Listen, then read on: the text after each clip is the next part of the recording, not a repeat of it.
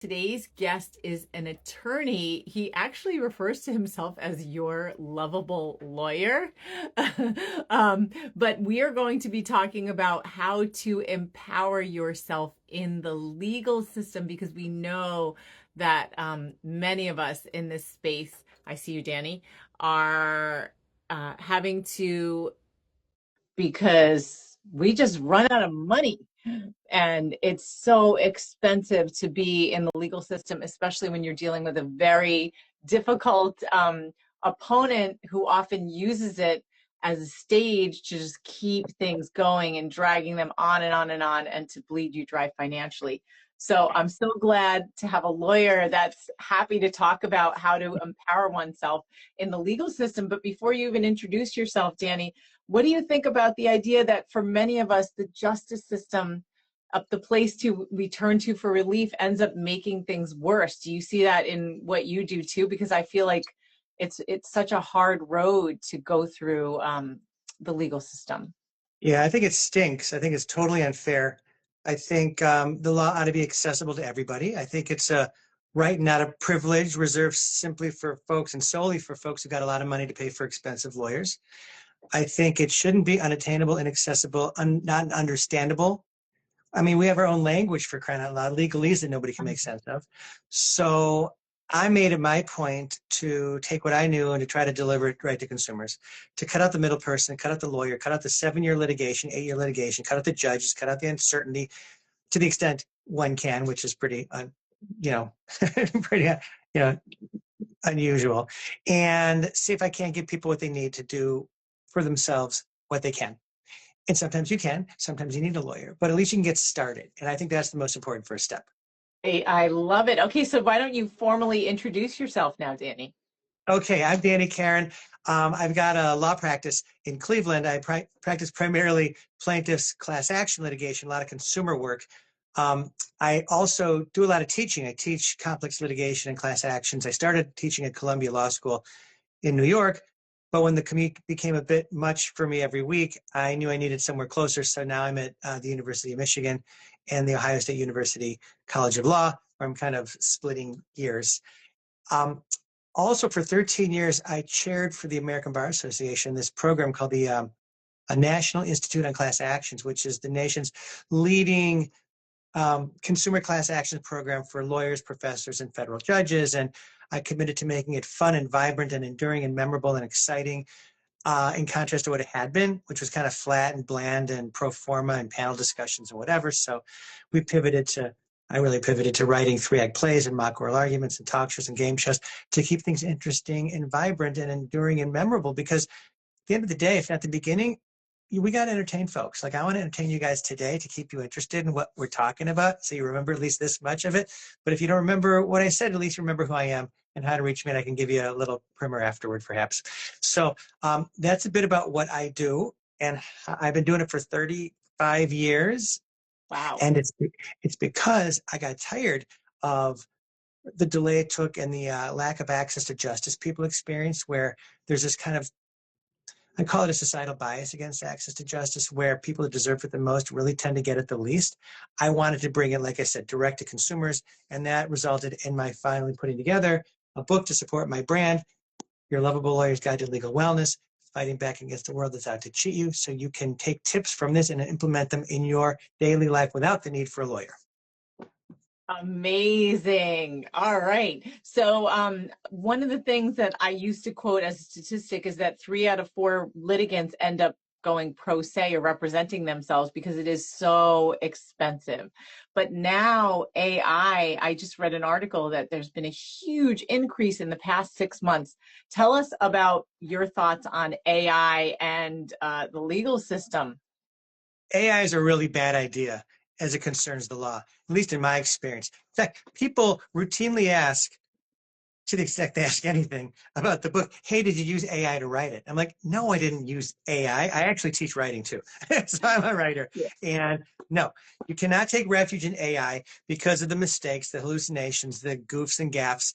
Lawyers are getting into trouble in courts with judges because they're submitting legal memoranda called briefs, we call them, which aren't so brief often. And the other side's checking out the case citations, and they're wrong. Mhm. AI is making up rulings, they're making up citations. Lawyers are getting called out because they're being lazy and they're getting sanctioned or fined by judges. Never mind that. How about your client who's paying however much an hour for you to do a slipshod job, channeling their problem through AI and getting it wrong? I mean, you got to be really, really careful. Maybe it's a good stepping off point. Like, what are the elements of a negligence claim? Duty, breach, causation, damages. Pick that up on AI if you forgot first year torts. But otherwise, I just don't do it. A lot of lawyers do. I've made a choice not to lean into AI at least too much. Yeah, yeah. I mean, I'm a writer also, and I find it interesting for ideas, but when AI writes things for me, I can't stand it. And one of the things we teach our clients more than anything is something called strategic communication.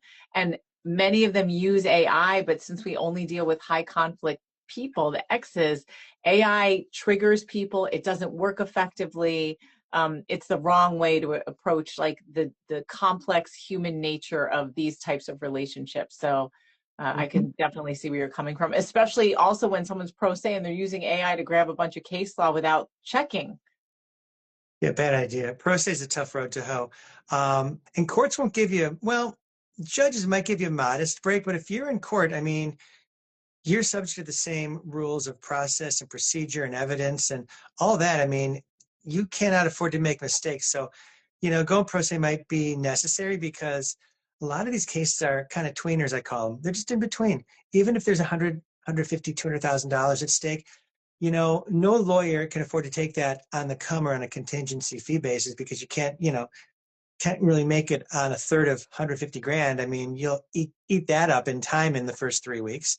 Mhm. On the other hand, the client can't afford to pay 350, $400 an hour for a lawyer because then the client's upside down in no more than a few weeks. So it's really something where you might have to go it on your own. And if you do, I've got a chapter in the book about it's about going pro se. It's channeled through small claims court, but it's the same concept. Needing to really mind the store, know what your claims are, know what the process is, and know what the court is going to expect of you when you show up on your own, and how to put your best foot forward. Don't just limp in like, hey, listen, I'm on my own, judge. Give me a break. No, look the part. You're in court. You got to act the part. Okay, so that's really, really important.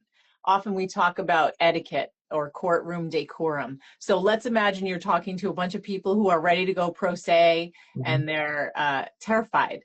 What should they know ahead of time, especially in terms of what to wear, what to expect?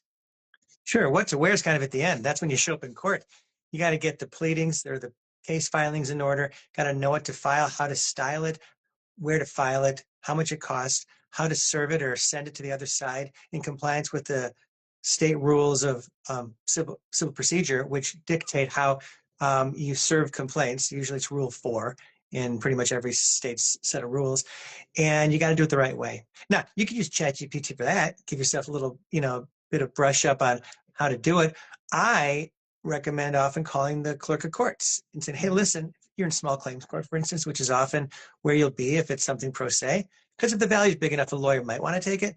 But often in small claims, you're pro se, you're on your own. So I say, hey, listen, these small claims clerks are nice. They want to see you do a nice job. It's a pretty accepting standard. You don't have to really put a lot of rigor into stuff, though you do have to get it right, and they'll help you figure that out. Now, they're not going to give you legal advice. They're not going to tell you how to serve a complaint you file on the other side. You might want to Google or Chat GPT, how do I serve a complaint on the other side? And they'll tell you Rule 4 says it's by regular mails, return receipt requested, or by a process server or whatever. Listen, it's plain English. You can read it, figure it out, and do it, and you're fine. So you got to get it underway the right way. Now, the story in the book has to do with a buddy of mine who played in an orchestra. He sent a trombone. The trombone bell got crushed when he sent it to somebody in Wisconsin. The shipping company wouldn't give him his money back because they packaged it poorly. We end up in small claims court. And I have a scene where I describe how we're showing up. And he and I are both in suits. And the other guy shows up in jeans and a polo shirt with papers all disheveled and haphazard back to front. We have everything laid out really nicely in a folder with a binder and it's all tabbed. And, the court notices that stuff, like who's taking the court's time seriously and who isn't. So, we also got there early because I recommend getting there early and scouting it out because you want to make sure you have somewhere to park. You're not going to wind up with some annex across the way and running over to be late. And often the courtrooms change, and our courtroom changed. And we needed to know where the other courtroom was in case it happened, and it happened, and we were there early. He got in just under the wire. And these things go into the perception you bring to the undertaking. Now, maybe the court notices, maybe the court doesn't. You can't know. All you can know is that if you don't, it's not going to help you. So do it the right way, respect the process, respect your claim. And, you're asking the court to rule for you, to give you something. So look like you care. Yeah, yeah, really important. And keep in mind too, like our people, they're not going for small claims, they're doing family court stuff. And I know in terms of what to wear, we often say to men, you got to wear the white shirt, because that's something that my ex was rebuked by one of the mediators in the court system. She said, you should have worn the white shirt, because he also was disheveled. And so it's important to show that respect toward Yeah. to the judge and everyone else there. Yeah, we always tell, I mean, for eons, we've told clients, you got to dress for church. You really do. For synagogue, you just have to. You can't go wrong wearing a tie. I'm not wearing a tie because I'm not going to court today. We're just talking. But that's something my dad told me, right? You can never go wrong wearing a tie. You can always take it off, but you can't put it on if you don't have it. So look the part. The judge is wearing a tie. When I go to the doctor's office, I wear a suit. Why? Because the doctor's wearing a suit. I want to show that I'm serious about my health, just like y'all ought to be serious about your legal health. It all kind of goes into the same theme, which is respecting yourself in the process and looking the part. Yeah. Anything for women in particular? Because we've talked about what men should wear, and anything with certain colors to wear or avoid. And then I'll tell you what I've been told. Boy, it beats me. Whatever you've been told is probably right, because you're asking the wrong guy. All right. So I've been told that for women, we should wear something neutral. You shouldn't wear dark black or navy or red, because it's competing with lawyers and you're not a lawyer. So you should look neat, but you shouldn't act like you're in charge. That's interesting, because I was actually a speech and rhetoric major. So we had some nonverbal communication courses that went into what to wear and what perceptions derive from what you wear. I'd been working on a novel for about 10 years before this book idea came along, and my proposal got accepted. So it's funny what a contractor will do to get a book finished. So I got this done. And I've got to go back to my legal thriller.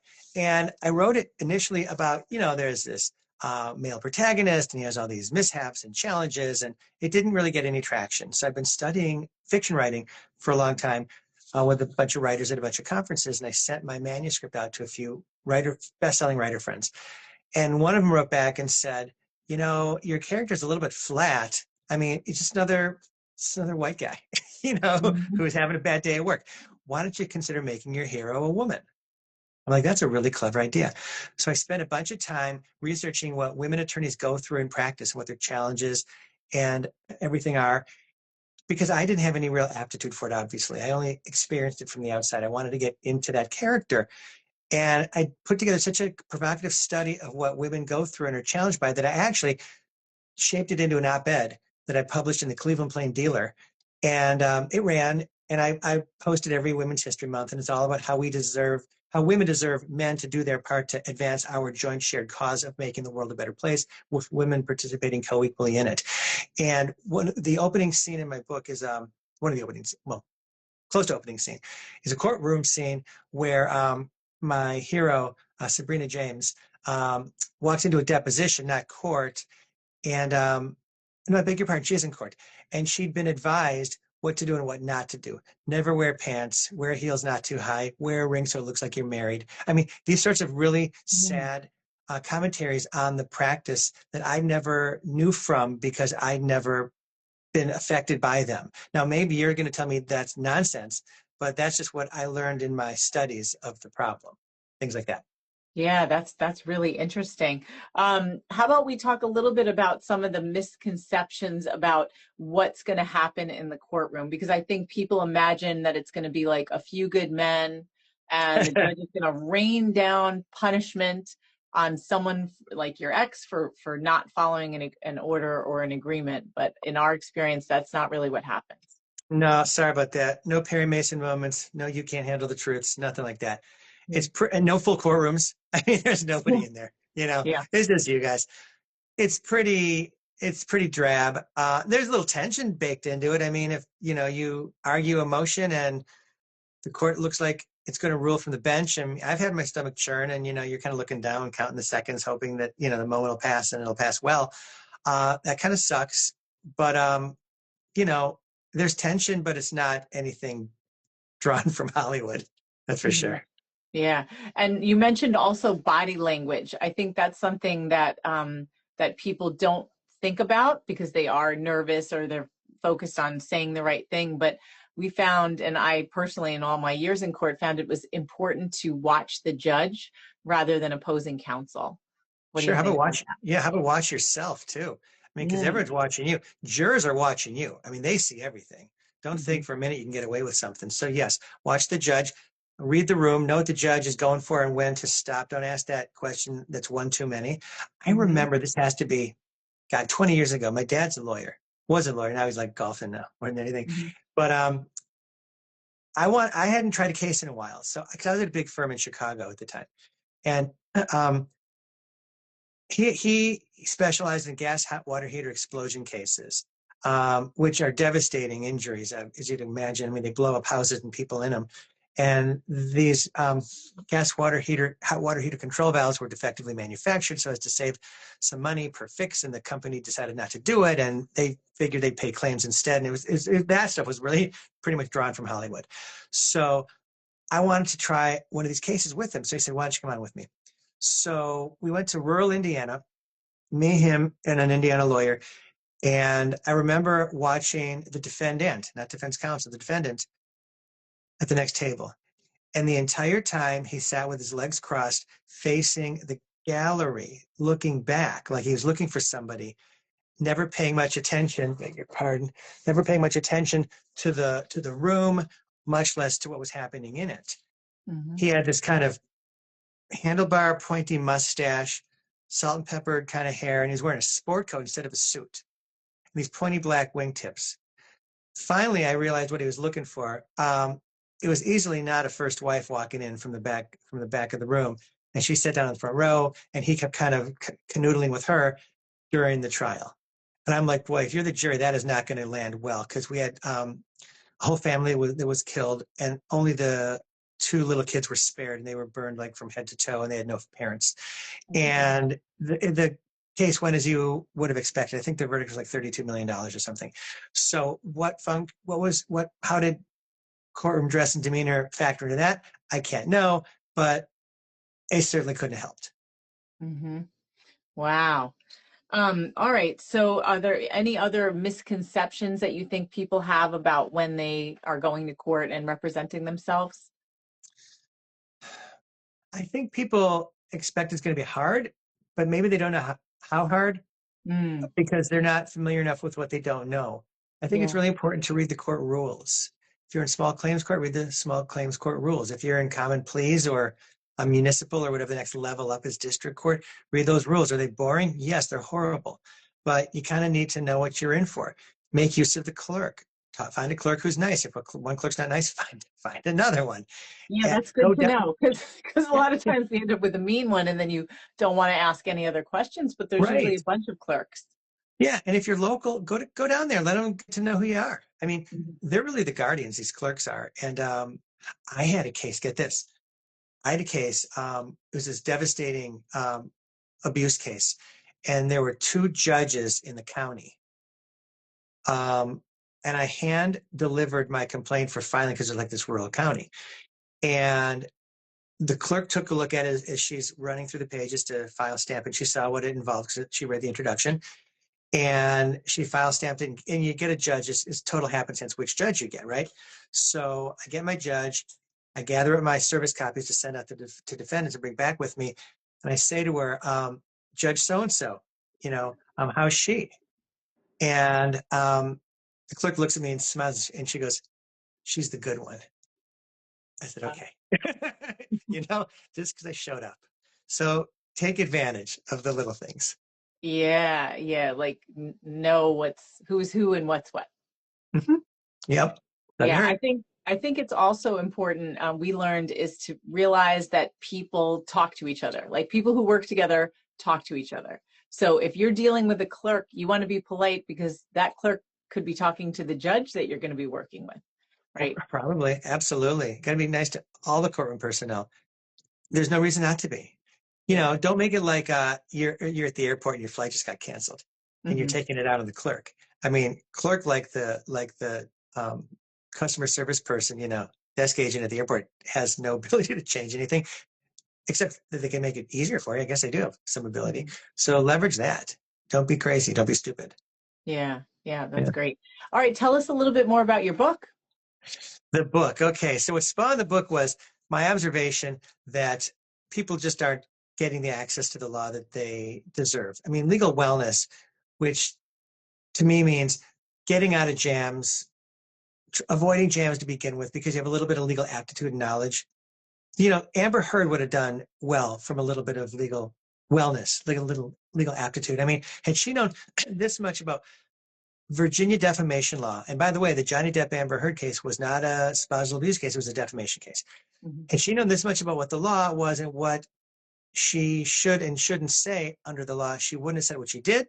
She could have taken those words back, and she'd be up anywhere between its projected $9 to $15 million in attorney's fees, plus the $1 million she paid in settlement on appeal to Johnny Depp, all for just knowing the law and what not to say. Bet you she Mhm. wishes that were a do-over. So I figured people need to know what not to step into because we're all subject to that same kind of mistake. And these defamation cases are not nickel and dime anymore. I mean, Johnny Depp's was big. Dominion voting systems defamation case for over $1 billion or close to $1 billion is settled. Alex Jones went to trial. That defamation case came in at about $1.5 billion. I mean, this is not kid stuff. So anyway, I took a look at the not legal, the kind of TV and internet landscape, and I observed a couple of things. I saw that there was a lot of emotional wellness content out there, like Dr. Phil talking about how to be safe and sound in your mind and body. But I saw there was also a lot of financial wellness content out there, like Jim Cramer, Susie Orman, talking about a 529 for your kids or a 401k for yourself. But where it came to that third essential wellness bucket, legal, which by the way, when it tips, it spills into the other two because you freak out and you go broke. There's nothing there but these exploitative kind of courtroom shows that Mhm. really fixated people's um, calamity more than they were intending to avoid it. I mean, they show up afterward, and I wanted to slide that wellness dial back and give them the people the tools to avoid the courtroom. For instance, if you go to the doctor for a physical, is to keep yourself from getting physically sick, right? Well, I wanted people to have the tools they need to conduct for themselves a legal physical to keep themselves from getting legally sick, and that's what led to the book. Mhm. Yeah, it makes me think of like maintenance. Mhm. Yeah, I think it is because of the nature of a physical is kind of a maintenance visit. You're not Mhm. sick. You want to keep from getting sick. Why not know what to do in an auto accident so that when one happens, and it will, you're safer than you otherwise would be? Why not understand that you have to read your contracts because they all have in them forced arbitration clauses and liability waivers and class action bans. And these are your contracts with the cell phone provider or your credit card provider or your ISP or anyone. What do those terms even mean? Now you can't change it, but you can affect and adjust your behavior to account for them. I'll give you a good example of that. Mhm. Okay, that's a little bit vague. So here's an example. Liability waivers. Pretty much every contract you sign for a health club, for renting a bike at those bike share facilities says, we're not liable for ordinary negligence. The wheel falls off and you take a header, you got no damages claim against us. And some states will say that's too much, too cute by half, not enforcing that as a function of public policy. And some states will say, you know what, it's in there and you knew it. That doesn't offend me. I'm the judge. That's going to be fine. So what happened in this case I found for the book, it was called Corwin versus New York Bike Share. This guy Corwin rents a bike, we all see in Manhattan, downloads the app, and the app has all the pro forma stuff that you click through. You don't even look at it or read it, which you should, but he didn't, and nobody does. And click say, I accept. Now he's a member, right? Rents a bike. He's leaving the facility, takes a header because there's a curb someplace that he contends it shouldn't be, cracks his head, has massive head injuries, sues New York Bike Share. New York Bike Share defends on the basis that, hey, listen, this wasn't gross negligence. It was ordinary negligence. If anything, there's a curb there, big deal. It's not like we put spikes, that would be gross negligence. You've waived a damages claim against us. So he loses at the trial court and goes up and appeal. If I remember right, and I do, the appellate court affirmed and said, you know what, listen, It's in there, says you don't have a claim where an ordinary negligence is concerned. So you're self-pay for all your head injuries. So he's not changing that. He could not rent a bike, but then how would he get uptown? Whatever. He's not changing the language. So what could he have done to account for it? He could have worn a helmet. Because you know what? He could have figured if I take a header, it's on me. Let me plan ahead. And he didn't, and he took it in the shorts. That's an example of legal wellness and preventing something like that from happening if you know what issues to detect. Yeah. So I always think we just broken down. It's like empowerment through education. Absolutely, 1,000%. Yeah. Mhm. Yeah. So how can people find you and the book? Well, I've got a website, www.yourlovablelawyer.com. And it's supported by a bunch of videos on there on my YouTube channel, all across social. Because ultimately, what I'm trying to do is to turn this brand into a TV show to become like the legal Dr. Phil, because there's nobody out there filling this space. And Mm, last I checked, they weren't exactly giving away TV shows. So I'm pushing and trying really hard. And the book is helping. I'm also starting to keynote speak at colleges and universities because college kids have like zero aptitude for what is going on out there. So I think they're a pretty vulnerable audience. I want to bring these messages to them. But also, um, you can pick up the book. Hello, the book. It's available for purchase at Amazon, on Amazon, Barnes and Noble. I've been doing some book signings at Barnes and Nobles, so it's in various stores as well as online, and it's super accessible. And there have been some reviews that are actually really positive in terms of its accessibility and how readable it is, and how funny it is, and how it makes the law fun and friendly and not intimidating. And it shouldn't be because it's there for all of us. great. Well, I so appreciate like the message behind all of this. So thank you so much, Danny, for coming on and talking about it. It gives hope. And that's the that's the goal. That's the goal for both of us, is to give hope to folks and to give resources to folks and Yeah. empower folks to do for themselves what they need to stay safe and well. So thank you so much for having me. All right. You're welcome. Let's stay in touch. I'd love to. All right. Bye. Bye.